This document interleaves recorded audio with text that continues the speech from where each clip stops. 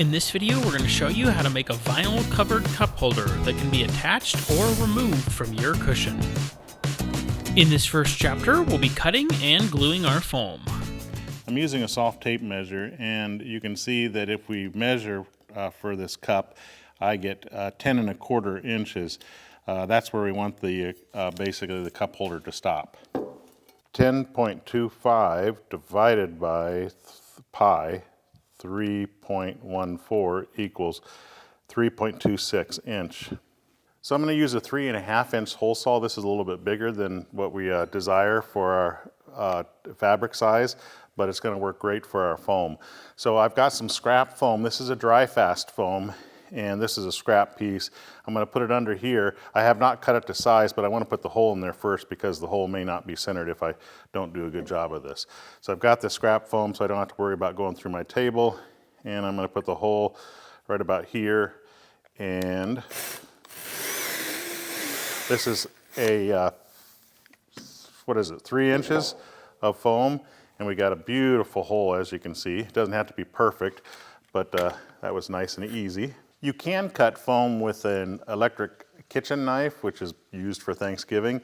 This is my scrap piece of foam. I'm just going to show how it cuts.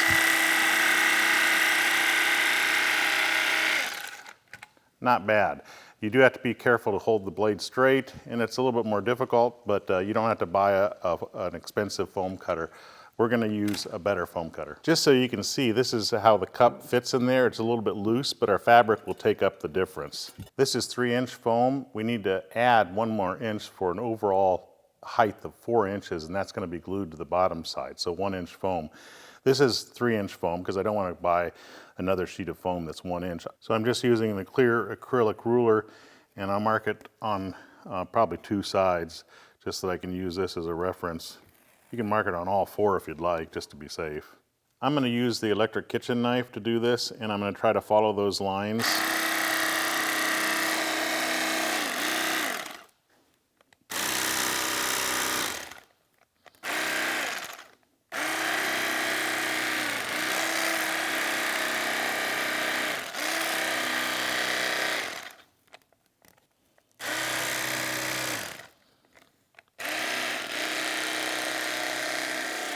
I'm doing this on a sacrificial table. That's why I don't have to worry about hitting the table. That worked pretty well. This is the side that's not as flat. This is the side that's cut by Sailrite, so it's nice and flat. So I'm going to apply spray glue to this side and also to this in the approximate size so that the hole is centered. So I'll just actually mark around this perimeter. This is not the cut size, but I just want to be able to position it right on there after I glue it and know where to apply the spray glue. Okay, we're going to use 3M General Trim adhesive. You can also use a headliner adhesive that Sailrite sells that's cheap, or foam lock if we have it in stock. And what I want to do is I want to spray the whole surface of where we're going to stick these together on both surfaces. So this is this is the side I want to put the glue on. Okay, and then we need this to tack up. So don't spray it, don't adhere it yet until it gets tacky. Okay, both surfaces are now tacky, no longer wet. Then just press them together. There we go. What I'm going to do is I'm going to cut this out in this general size so we have something smaller to work with.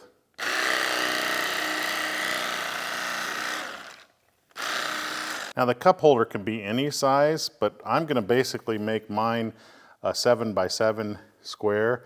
So I put one line at the bottom, and I'm just using a marker to mark it so that its sides will be perpendicular.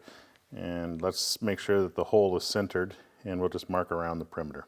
Okay, so I'm just going to use a cup. You can make this top anything you want as far as a curve, but this works pretty well. It's a little bit on the small side, but I think it's still going to be great.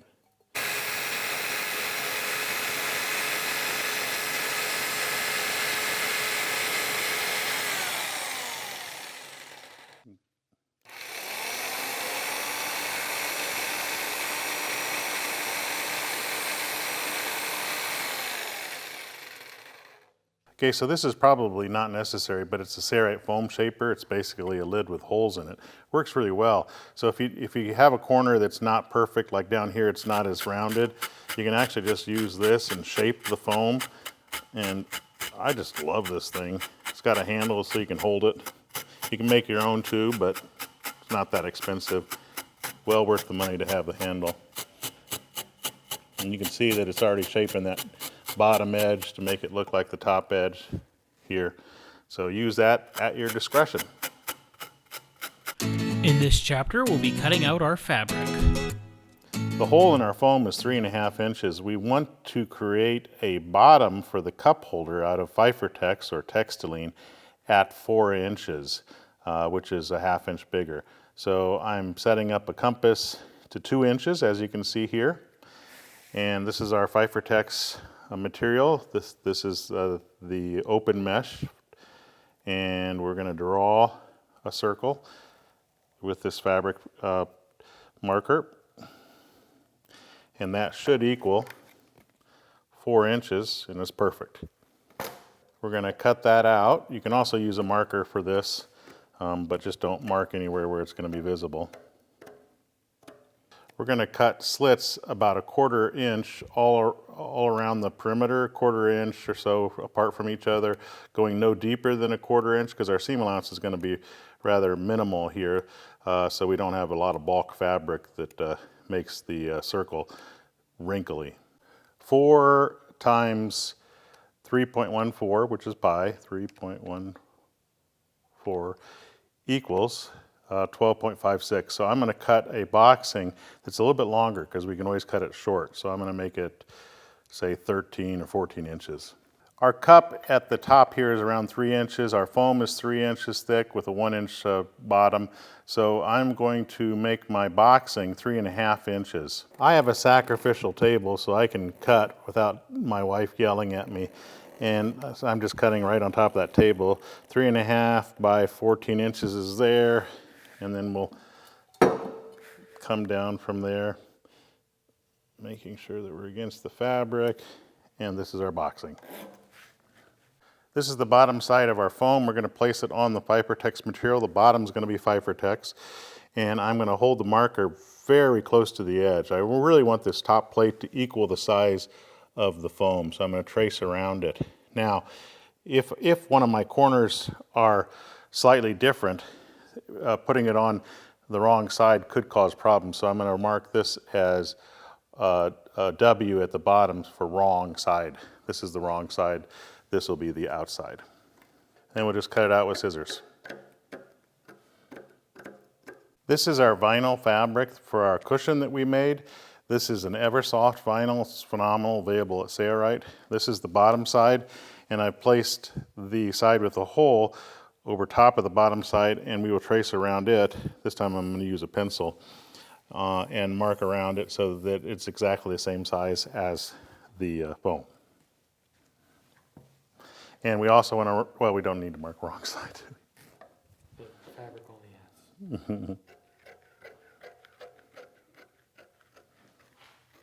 We want to cut a 3-inch hole in this top plate. So I'm going to set my compass to 1.5 inches, which will result in a 3-inch hole. So right there. I mark the center, and we'll just draw a circle on that, and we will cut that out. So now I'm using a soft tape measure, and I started here at a corner, and we'll just measure around to that corner to get the length of our boxing. Now this is probably going to be too long because we have seam allowance. So I have 27 inches. So I'm going to cut my boxing. This is 4 inches high, I believe. Let's see if it is. Yeah, about 4 inches high. I'm going to cut my boxing. So our foam measures 4 inches. So what we're going to do is we're going to cut our boxing to 4.5 inches for seam allowance. And we're going to be using a 1/4 inch, which will make this so it doesn't compress it much, which actually works better for a cup holder. That doesn't follow our normal logic of cushions, but we believe it fits better for a cup holder like this if we actually incorporate all the seam allowance instead of compressing the foam. So since our foam was 4 inches, we cut our boxing to 4.5 inches. Coming up, sewing our zipper to the bottom plate. This is a Linzip zipper. It's a coil zipper, number 5 size. This side has no teeth. This side has teeth. We're going to use 1/4-inch seam stick basting tape for canvas and upholstery. Don't use anything thicker. You don't want to sew through this double-sided tape because that would make the glue visible. And we're going to put it on both sides of the flanges as close to the edge as possible. Now our double-sided tape is an acrylic glue, not a rubber-based glue, so it doesn't yellow. Peel off the transfer paper, revealing the glue. We're going to cut it so that you have a little bit extra going across the width. If this had a wider side, I'd make sure that it was on the wider side so it's easier to get the foam in. We're going to baste it to the wrong side, that's the W, and the zipper is facing down, which is what we want, somewhere close to the middle. I didn't measure for this. And use our fingers. Now, we're not going to sew it closed because we still have to put the slider on, but we're going to sew this. I'm using the standard feet for the Sayrite Ultra Feet LSZ, but you notice the center foot is larger in the middle. I love to use this foot, which is a leather foot, for straight stitching. Now it's not as good for zigzagging, but you'll notice a lot of my videos I have this foot on because I have so much visibility for where the needle is going to enter. So I'm going to set my stitch length to about 4 millimeters because I'm sewing through a mesh material. And I'm going to sew with the zipper down like this and the presser feet up against the teeth, and I'm going to move my needle to the left. Okay, I'm going to hold on to my trailers and I'll do a little bit of reversing here, going not too deep because I don't want those reversing stitches to show up. And here at the end, reverse a little bit there. Okay, then we're not going to close this off. We're going to flip it around and sew this other side in the same manner.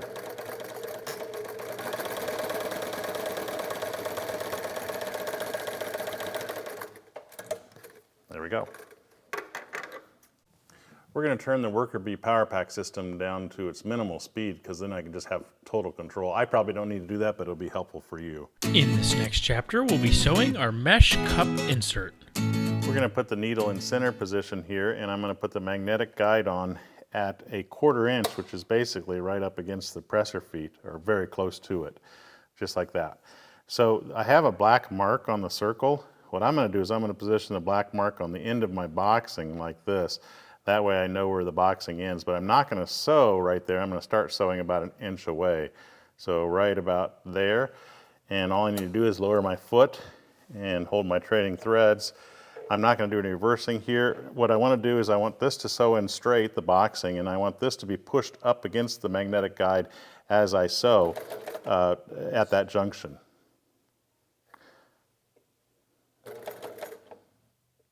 So you've got to keep kind of pushing this into the assembly as you sew. So now sewing at the beginning is pretty easy to do. But when you get to the part where the fabric starts to lift up, you have to make sure that this is pushed up against the magnetic guide as you sew. So it'll curl, but it's relatively easy to do. This is a very small circle, and smaller circles are harder to do than larger circles, but as you can see, it's not that difficult. See how this is curling up here? That's to be expected. And all I'm being concerned about is right directly across from the needle. Is it matched up at that juncture?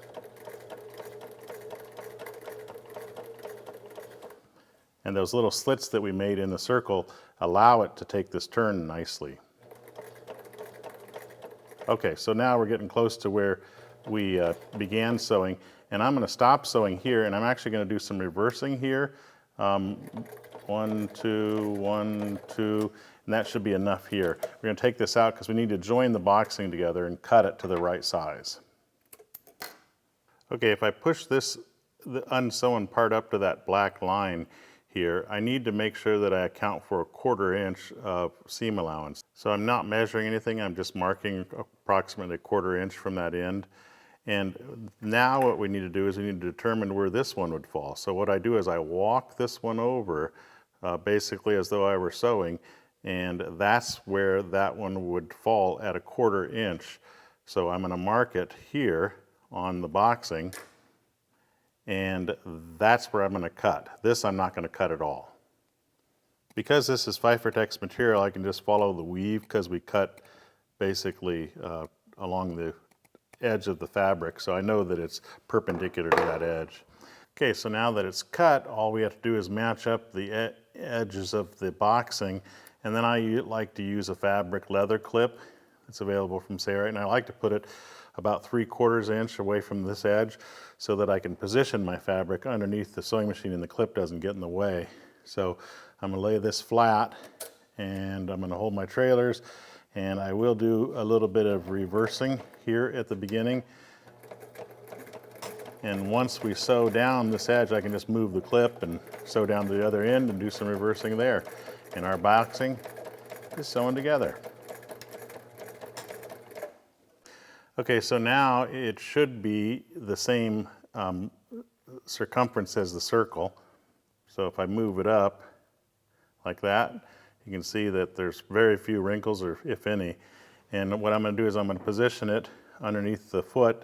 This is where we did some reversing at the beginning, or at the end. I don't know what it was, the beginning and the end. I'm just going to sew right over that reversing point and do a little bit more reversing just to lock our stitch in place. Okay, and then I'm actually going to use the fabric match-up pliers to make sure these edges are lined up neatly. And all I want to do is sew around till we reach the other stitches that are secure. Some of those stitches have been pulled apart a little bit from working with the fabric, so I'm going to sew into those stitches by about 1 inch or so. And that should be good, and then I'm going to do some reversing. And that is complete. Okay, I want to cut some notches all around this circle of our top plate with our circle in it, but I don't want to go deeper than 1/4 inch, and I'm putting these about 1/4 inch apart from each other all around the perimeter. Okay, I want to turn this Fibertex cup holder right side out. So here's our cup. Doesn't look too bad. There's a little bit of a wrinkle there, but it's not a big deal. Does the cup fit? It should fit just about like this. That's perfect. In this chapter, we'll be sewing our insert to the top plate. I'm going to take my double-sided tape and start at the seam and put it really close to this edge all around the perimeter on the right side, which is the outside of this cone. When we get to the beginning part, we'll just take our finger and break the double-sided tape, make sure it's on there well, and then peel off the transfer paper, revealing the glue, and outside surfaces face each other. So this is our cup. It doesn't matter where the seam falls, but I am going to position the seam in the back, which is that side. So I'm going to put it right here like this, baste it down, and then what I like to do is I like to lift it up like this and actually walk this around, and see our slits, they actually open up as you start basting this around. So outside surfaces are facing each other, which is typically always the case. And we want to flip that over like that and baste it around, and hopefully it's the right size. Now if it isn't, you can actually stretch the vinyl slightly or shrink the vinyl, but we'll find out here shortly whether or not we have about the right size. Now it looks like I'm going to have a little bit more mesh, as you can see, than I do vinyl.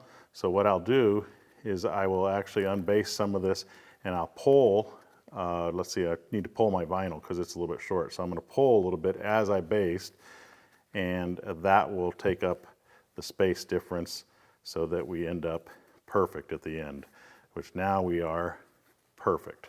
So I stretched it just a little bit. If you had to stretch it more, you might have more problems, but that works great. Now what I'd like to do, because this will come unbasted when I start sewing around the perimeter, is to take a stapler, just a standard office stapler. I will staple about every 1/2 inch around the perimeter, and this will help to hold it together. Now I don't want to staple into my seam allowance, so I'm keeping it really close to that edge, and then we'll pull the staples when we're done. So this is the outside surface. She's looking good. Underside, we're going to take this and we're going to fold the vinyl back, and we're going to stick it into the arm. This is very small, so this is going to seem difficult, but it's really not that bad. I'm going to try to keep my hands out of the way, so I'm going to compress this side, get underneath that foot. We're going to sew about at 1/4 inch, just like we did before. And the one task that we want to do is we want to make sure that the vinyl doesn't have a wrinkle as we're sewing it. And then we also don't want to sew in any vinyl that's not supposed to be sewn. That's why we stapled it. and basted and then stapled. So now I can feel here that everything is nice and smooth. And I'm going to do a little bit of reversing here.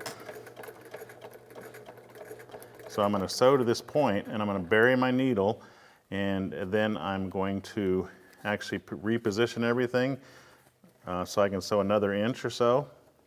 So I'm going to pull this forward, tuck this vinyl back, and then I'm going to feel, make sure there's no major wrinkles where I'm going to be sewing. There, that's perfect. I can feel everything's nice and flat, and sew another inch or so. Bury my needle and repeat the process.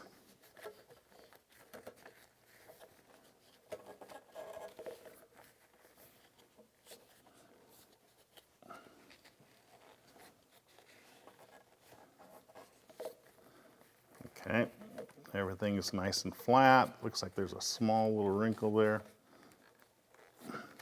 My hands are getting in the way, but I'm not sure I can avoid that. Okay, we got it flattened out pretty good there. You might get a few wrinkles in this. Don't be alarmed if you do, because this is a really small circle.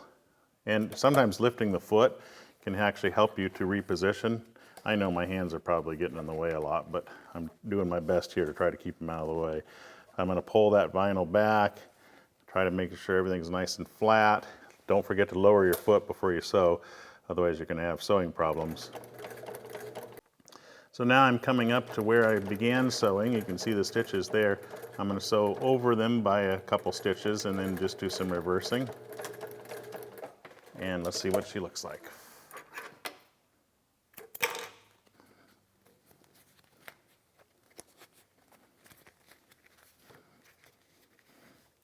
So do we have any major wrinkles? Actually, I don't see any except for maybe this one right here. And that's kind of to be expected. It's such a small circle that it's hard to do. But we did it, and now we're going to take a screwdriver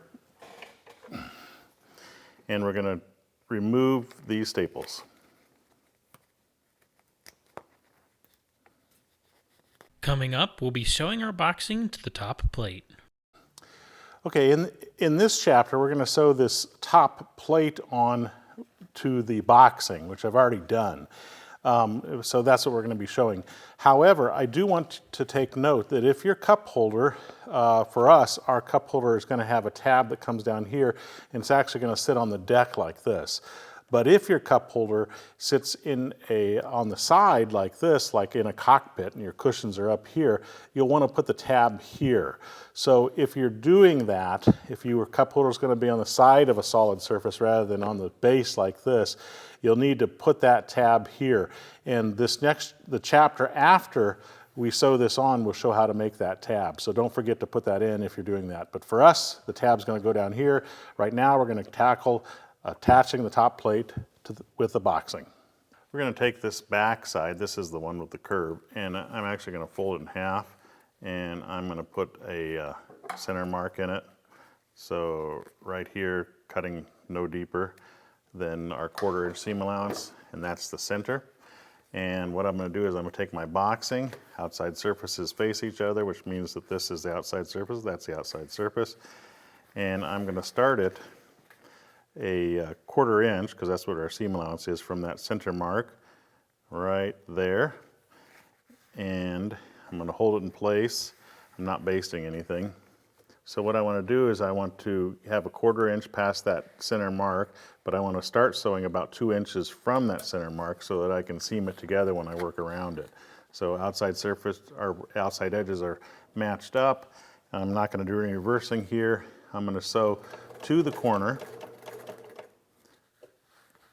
about a 1/4 inch from the corner, and I'm going to actually put a slit going perpendicular to the edge at that 1/4 inch transition, going no deeper than a 1/4 inch right there. And when I get to that point in my sewing, right across from that, I'm going to make sure my needle's buried coming up so that I don't skip a stitch. I'm going to lift my foot with my needle buried, and I'm going to pivot on that point, and that little slit creates a beautiful corner. And then I lower my foot, and then I just sew down this side, matching it up to the magnetic guide. Pretty easy.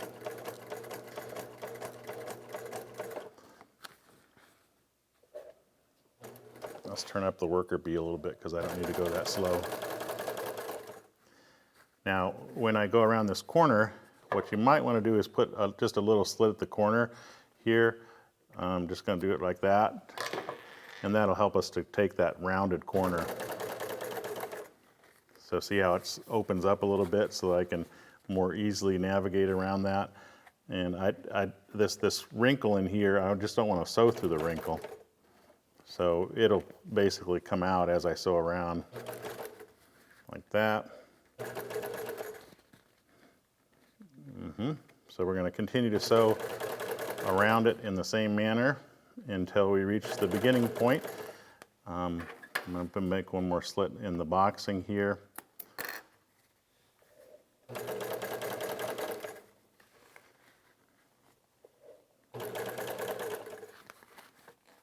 Pretty easy.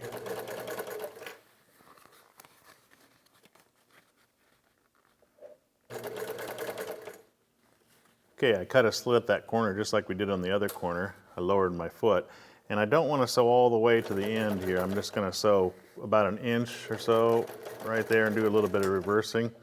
And then I'm going to take this out because I have to join the boxing together. And we have more boxing than what we need. That's what we wanted. So the center right here is marked. That's where we want our stitch to fall, which means that this is where the stitch is going to fall on this piece. But I need a 1/4 inch for seam allowance, so I'm going to cut across perpendicular at that point and throw this out. This one we already positioned at a 1/4 inch from that center mark, so we're perfect there.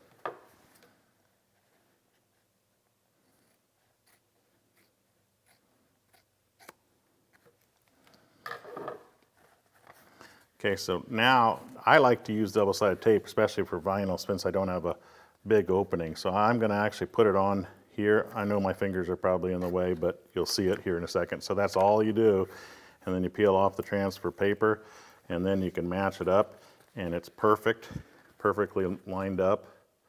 And I don't have to worry about keeping it lined up as I sew. So now I just take this to the machine, and I will lower my foot, and I'll do a little bit of reversing at the beginning and then some at the end. And our boxing is joined up and should be the right distance going around the perimeter of our assembly. So let's see if it will be. Oh yeah, look at that. It's going to be perfect. So all you do is put this in, and you can either lay this to one side or you can splay it open. I'm just going to lay it to one side because I'd have to take off the double-sided tape if I splay it open like a butterfly. I'm going to start sewing on top of my previous stitches, doing a little bit of reversing, matching up the edge as we sew. Where is that edge? There it is. There we go. And then when we reach these stitches, I will sew over them by about 1 inch or so and do a little bit of reversing, and we are done with that plate. In this chapter, we'll be sewing a top stitch. So here's our top plate with the boxing all sewn on. I've turned it so it's right side out. If you'd like, you can sew a top stitch into this plate here, which actually makes it look pretty nice, but you don't have to. I've decided that we're going to, so I'm going to turn it wrong side out again. So if you're doing a top stitch, if you select to do that and you want to fold this over towards the boxing, you see at this corner, there's a slit already in this, but at this corner it's just too much bulk. So what I do, since I've already got a slit there, is I take my scissors and I cut basically a square.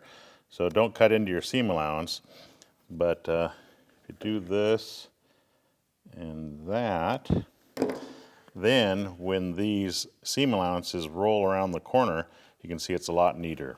So I'll do that to both these 90-degree corners. And now to make the top stitch easier, I'm going to put basting tape on the seam allowance, obviously on the side that it's going to go up against the boxing on all the edges here. And then this will get seamed up here like this, so when we take it to the machine, I don't have to worry about the seam allowance falling on the right side as much. This is something that's not required, but it just makes it easier. Now we take off the double-sided tape and we baste it up here. Now this one's going to fall open like this. You could put double-sided tape there if you want, but I just typically do it here. Make sure you put your fingers on the inside so that it creases on that first stitch beautifully. Okay, so now that we have that done, this is the inside of it. It's wrong side out, and I'm going to put it in. This is the back side where that seam is. I'm going to put it in underneath the throat of the sewing machine, and I'm going to increase my stitch length to 6 millimeters. I think it just looks better. We're going to leave the needle in center position, and I'm going to put this over here, making sure that my seam allowance is going towards this direction, the throat of the sewing machine. And let's put it right, let's just go right in the middle of that foot as our guide. So I'll lower this. I'm not on that first stitch, but because it's really, really bulky. So I just start here, and I'm not going to do any reversing yet. And in fact, I'm going to turn down the Worker Bee Power Pack system so that I don't have to worry about the machine taking off on me.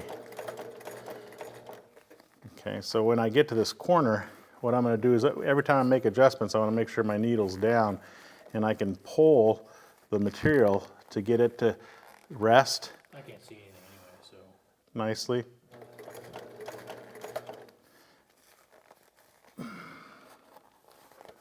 And I know you probably can't see anything, but I'm almost at that corner. I'm going to go to that corner, needle buried, needle coming up slightly, lift my foot, pivot on the needle, and put the stitch on this side, and lower my foot, and make sure everything's flat, and sew down this side.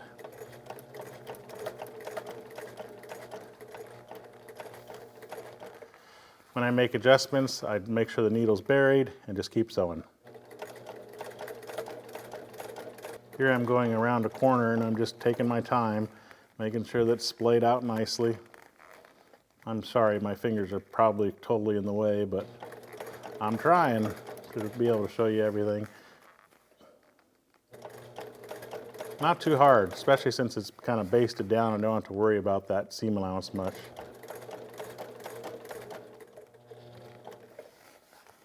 So now we're getting ready to go over that seam allowance, and we're going to run into the previous stitches, and what I'm going to do is I'm going to sew into them about 2 stitches, then do some reversing. 1, 2, 1, 2, and we're done. In this next chapter, we'll be creating our attachment flange. So this is the snap that we have, and this is where we're going to attach the cup holder. And you can see that it measures just a little bit more than 3 inches.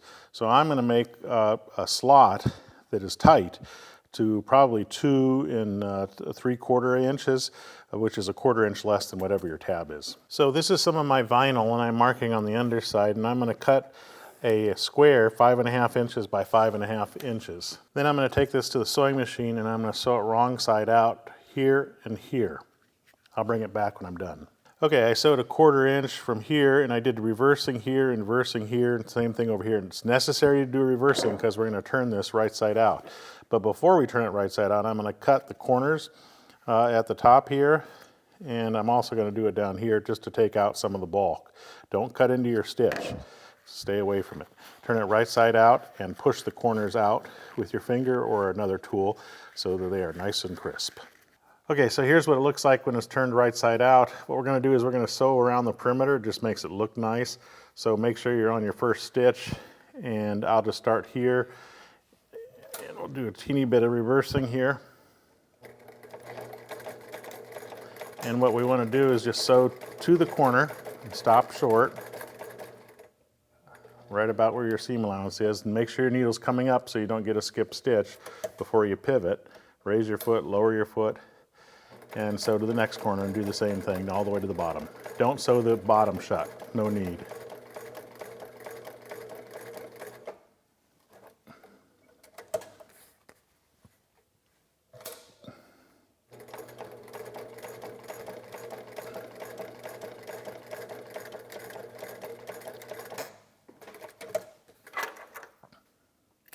So at this bottom edge that's unsewn, we're going to take up about a 1/4 inch of seam allowance, which is right there. I'm just going to mark this just to show you that.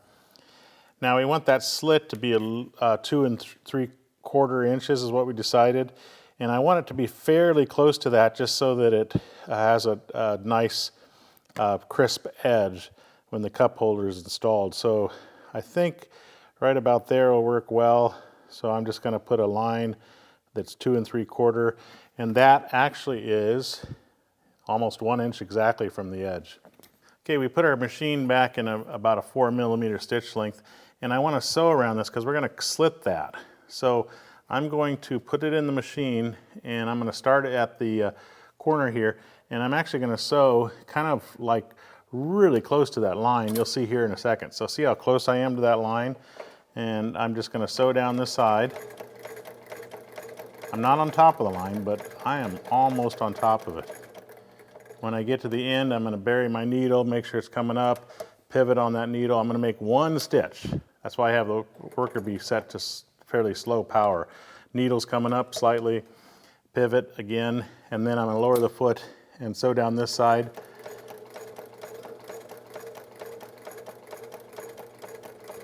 When I get to where I began, I'm going to bury my needle. Needle's coming up, pivot on the needle. We're going to sew 1 stitch. And then what I'm going to do is I'm going to sew 2 stitches into my previous stitches, and then probably 1 stitch in reverse. And that's all you need to do. So now we're going to take it to the table and slit that. This is a wet rag, and you should always test to make sure that any kind of fabric marking pencil, if the marks need to come off, test it before you use it, because sometimes they just don't. But as you can see, those marks came off pretty easily. The longer they stay on, the harder they are to get off.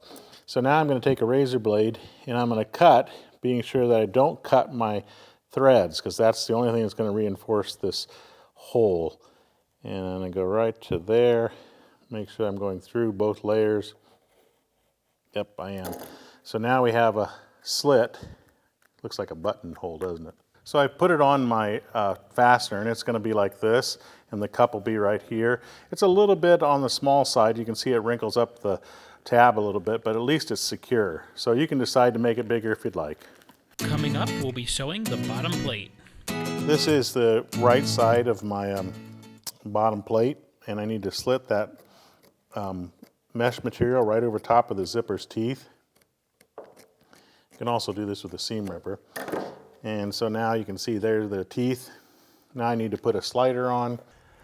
So I'm going to separate the 2 halves of the zipper and then feed it into the slider.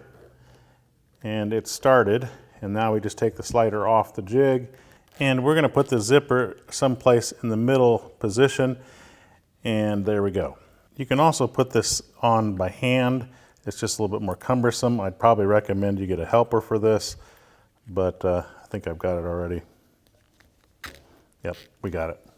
Okay, so our zipper's in place, and we're going to put this on, so see, just like that, and center it at the back. That's where ours is going to be. And I'm actually going to sew this in place so it doesn't move. You can see that I sewed this, did a little reversing at the beginning and end, but I sewed it about an 1/8 inch from the edge just to secure it in place. An easy thing to do is to use basting tape. Now this is the outside surface, and you can pre-baste things prior to sewing them. And I love doing this with my bottom plates. So I'm going to go all around the perimeter with this double-sided tape. When I reach corners, I just put wrinkles in the double-sided tape, and that works really well. Now go ahead and trim your zippers even with the ends. When we sew around this, it's going to actually lock this in place, and we'll do some reversing when we get over the zippers. So there we are. Now this goes, so outside surfaces are facing each other, so you have to turn this wrong side out again. So here's the corner of the top plate. We want to transfer that corner to the next section of boxing. So I fold it right above that and make a little notch. And then I verify that that is the same spot, and it is. We're going to do it to these 2 corners. We aren't going to do it around the rounded part, but these 2 corners, yes. I'm going to peel off the transfer paper, the double-sided tape. This is a nice and easy way to do cushions because you can actually baste it down, and then if you don't like it, you can move it again. So we'll put this corner right there. We're actually going to cut a slit into that. And then we'll walk this over here to see if this corner lines up. And it's a little bit short, so I'm going to pull a little bit on the vinyl. There, that corner is pretty much lining up. Let's go ahead and cut a notch so that it can go around that corner a little bit. Don't go more than 1/4 inch. And we aren't going to do that on the rounded parts, just this corners. Sticks so well, you have to peel it up a bit. There we are. And then we'll baste all around the perimeter, just like that. See how that opens up that corner? That's normal.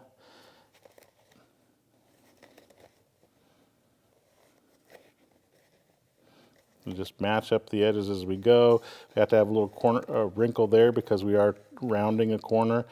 You can cut some slits in there if you'd like, but I don't think it's necessary. Don't pull too much on the vinyl because you'll stretch it, unless it needs to be stretched, because it can be if you need to, if you do it slightly. Let's find out if we have the right amount of material at the end. And it looks like we're going to be... Okay, so look, I've got too much zipper plaque. So what we can do is we'll just pull the vinyl a little bit harder when we baste it. So I'm going to unbaste it, and I'll pull, stretching the vinyl as we go. And I'll stop right about here, see if we can even it out. So watch what I do. So I'm going to pull the vinyl this way, and then I'm going to pull on the vinyl and baste. Pull on the vinyl and baste. I'm not pulling a ton. I'm just stretching it ever so slightly to take up that excess. That's the beauty of basting things in place. You can see we still have too much of the mesh material, so I'm going to unbaste this remainder and do the exact same thing. So let's show that. So pull, pull, pull, and baste. Okay, we're getting much better. Look at that. Now, look at that. Everything is basted on, and we don't have any excess material anywhere. So that's the beauty of basting prior to sewing, because you can make adjustments. Let's take it to the machine. So this is being sewn in up here like this, so I'm going to have it go to the same direction here, and we'll just start sewing here. We're going to sew 1/4 inch, which is basically right here at this foot, and we will sew around the perimeter. I'm going to turn up my worker bees so I can go a little bit faster here. Just keep this foot, the fabric up against that foot. When I get to this corner, I'm going to bury my needle, right? I need to go one more stitch probably. Maybe I'll use the reverse to adjust a little bit. There we go. Lift the foot, pivot around, lower, sew down this side. Okay, I'm going to do this all the way around, do some reversing when I reach the beginning part, and we'll show you what's next. We're going to open up the zipper.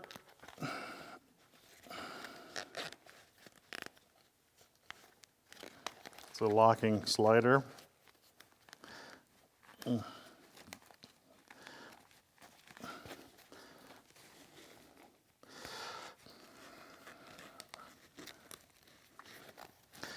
Okay, and then we're going to turn it right side out.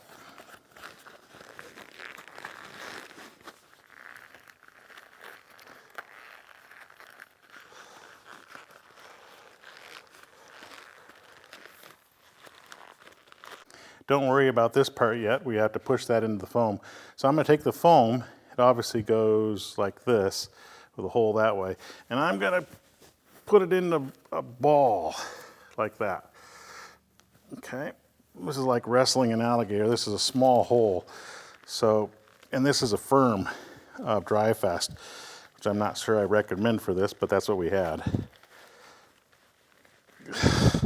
Have fun wrestling your alligator. 2 people can help with this, but I'll get it done. I've done enough of these. Look at that. Now, once it's inside, then you can start to massage the foam so that it sits in the corners right. And this takes sometimes 2 to 5 minutes, depending on your application. So we're going to come back after we get it all massaged into the corners and show you what it looks like. Okay, here's the finished product after we're done and making the foam go into all the corners. It really looks good. Now when you put the cup in, this is a different cup, but it's the same size. That works beautifully. Here's the inside with the Fiberglass on the inside and the Fiberglass mesh on the bottom side, so water can go right through the dry fast foam. Our tab will go through the tab on the cushion that we've made, but you could use fasteners here. It can go on the deck like this, or if you have a cockpit, imagine this tab being installed here and it sitting on top like this. So this is the underside obviously, but this is how it would work. And you could put fasteners here or put a tab on your cushion, and then you have a drink cup holder like this that goes alongside the cockpit of your boat. This is our tab that we have on our cushion. So this goes on here like that. And then when the cushion comes down, it fastens here to this. So it fastens to the snap down here. There we go. And there's our cup holder. Pretty nifty. And finally, a list of the materials and tools we used to complete this project. If you have any questions, feel free to give us a call or email. We're glad to help. From all of us at Sailrite, I'm Seth Grant. Thanks for watching.